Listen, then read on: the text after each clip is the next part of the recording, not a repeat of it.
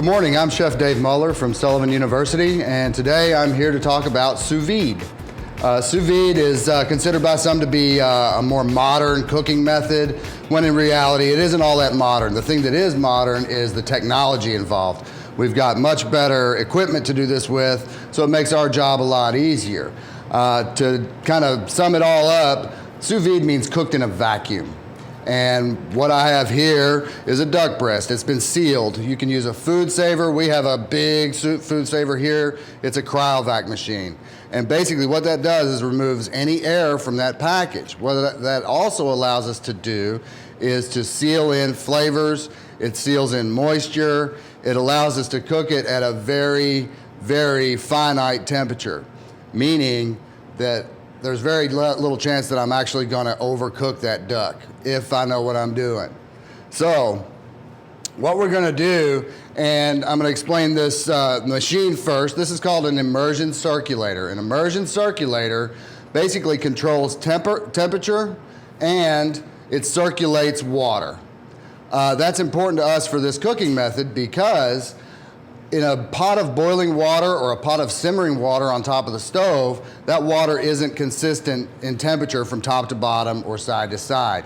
It's hotter at the bottom, it's cooling off as it reaches the top, so I can't control the temperature as easily in a pot of water on the stove.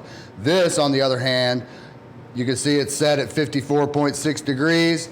It's 54.6 at the top, the bottom, sides, front, back, whichever way you want to look at it.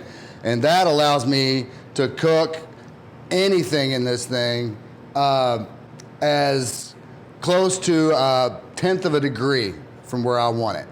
That's important because if you look at a steak, as an example, if you cook a steak medium rare, the whole steak's not medium rare. It's gonna be well done on the outside, it's gonna be medium well just inside of there, and it'll gradiate down into the middle where it's actually medium rare. Whereas something cooked in sous vide, if I want it medium rare, it's gonna be medium rare completely through the product.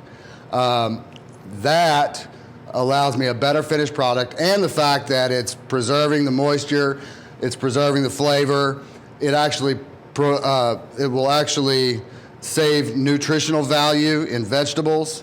The things that you can do with this thing are limitless. You can braise in it. You can do confit in it, which means cooked in its own fat. You can poach eggs in it. I can take an egg and drop it in there at a specific temperature, and when I open the egg, when I crack it open, it's poached. The thing that we concern ourselves most with this piece of equipment, with anything like this, is sanitation. You can't forego good sanitation practices because we're working at a lower temperature. It's not a 350, 400 degree grill. It's not a fryer. This thing right now is at about 130 degrees Fahrenheit, and that is right in the middle of the temperature danger zone. So we have to be very careful about what we do with this product before it goes into the bag and as it's in there cooking. Most city health departments are gonna want a HACCP program to go along with anything that you're cooking sous vide. Best advice I can give, when the product comes in, you store it properly. Fish should be stored on ice. You know, make sure that these things are kept cold until you're ready to bring them out and use them. Clean hands, number one thing. Gotta have clean hands. Clean utensils, clean cutting board, clean knife. It goes into the bag, and if I'm not gonna cook it immediately, it goes back into the refrigerator. After it comes out, it's either gonna go onto the plate, into a pan on the stove, or back into the refrigerator. It's very important that we keep this stuff out of that temperature danger zone as long as we possibly can. What I've done today is I've taken several duck breasts. I've put them in a cryovac package. We've seasoned them. We've put a little bit of duck fat in with them for flavor and moisture. And what we've done is put them in here. We're gonna let them cook, and they take longer than a duck breast would cook, but the wait is worth it.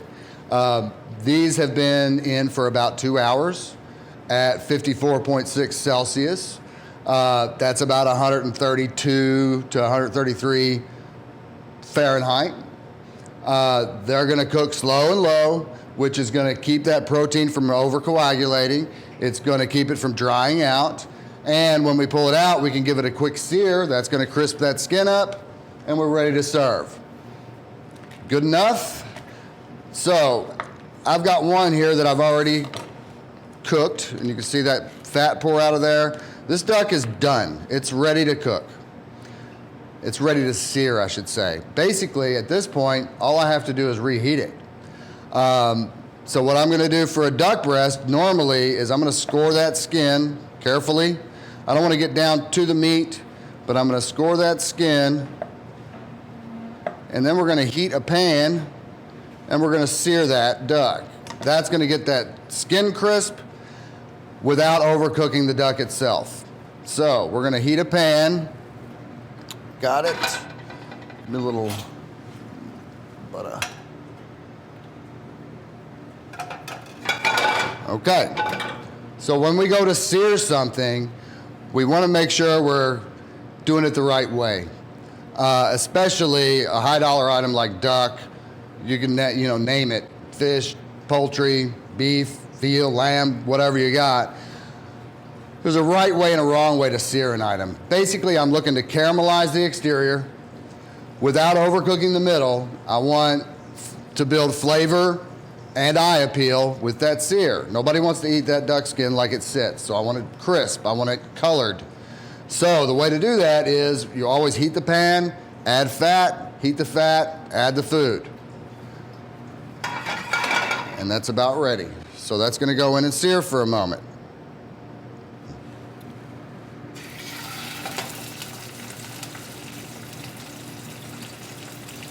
I can also sear too quickly. Whenever we want to sear something, you got to kind of keep in mind that those temperatures are relative to what it is I'm cooking. I've got to make sure that that duck doesn't start too hot, because then I'll burn the skin before I get it crisp.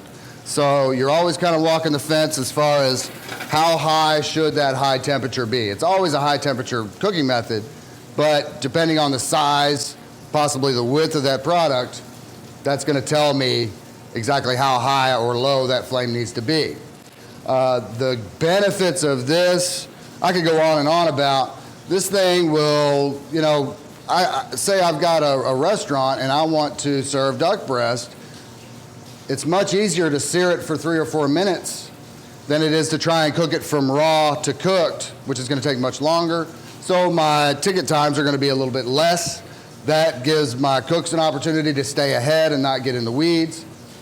So there's a lot of benefits to this thing. I can't stress enough, though, the sanitation aspect of it. You've got to work clean. Always work clean. And we're going to check our duck. Getting close.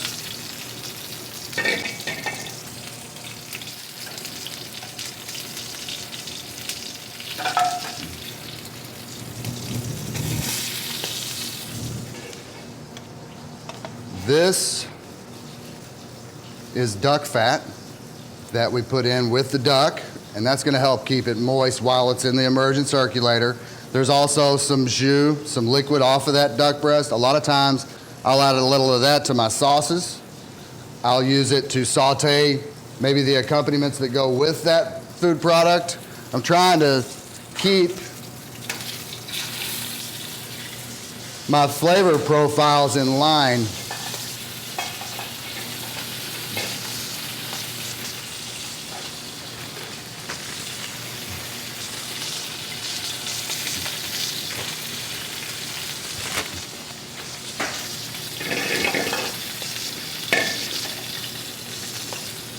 So that duck is almost ready. And that means if I'm in a restaurant, I can get that duck to a plate in 2 or 3 minutes. That means a world of difference, rather than trying to saute it or sear it and finish it in the oven or some other conventional method. And I'm gonna take this duck and open it up.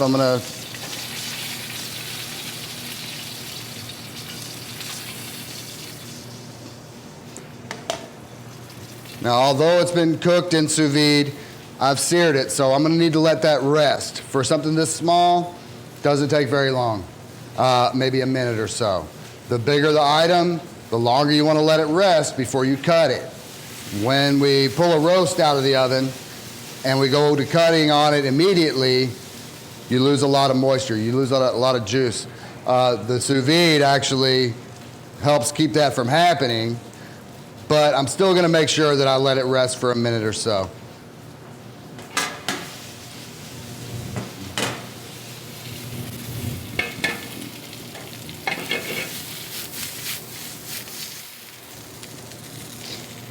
Okay. So, what I was looking for was a nice medium rare to medium duck breast. And as you can see on that duck, it's medium rare, top to bottom, side to side, back to front. And that's the benefit of using the sous vide machine, the immersion circulator. Okay, so I'm gonna put a plate presentation together for you. This is just one of many you could do. What I've done, duck goes with sweet flavors, it goes with acidic flavors, it goes with fruit. I've got some sweet potato puree here that I'm gonna lay down on this plate.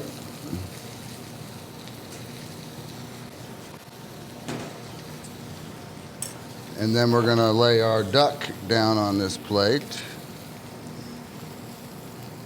And when we shingle, this is called shingling, and when we shingle a food product, you always make sure and keep your slices in order, or it will not look correct to the customer. Okay? I'm gonna put a little sauce. Just give me the ladle. Thank you. We don't ever sauce over the top of the meat. Go around it. But you never sauce over top of the meat because you've worked really hard getting that meat cooked properly. You don't want to hide it with sauces or anything else for that matter. I've got some sauteed Brussels sprouts here. We're just going to lay those right in the middle.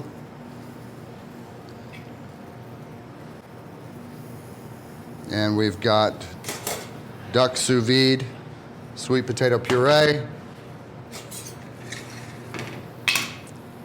sauteed Brussels sprouts, and red wine sauce. Enjoy.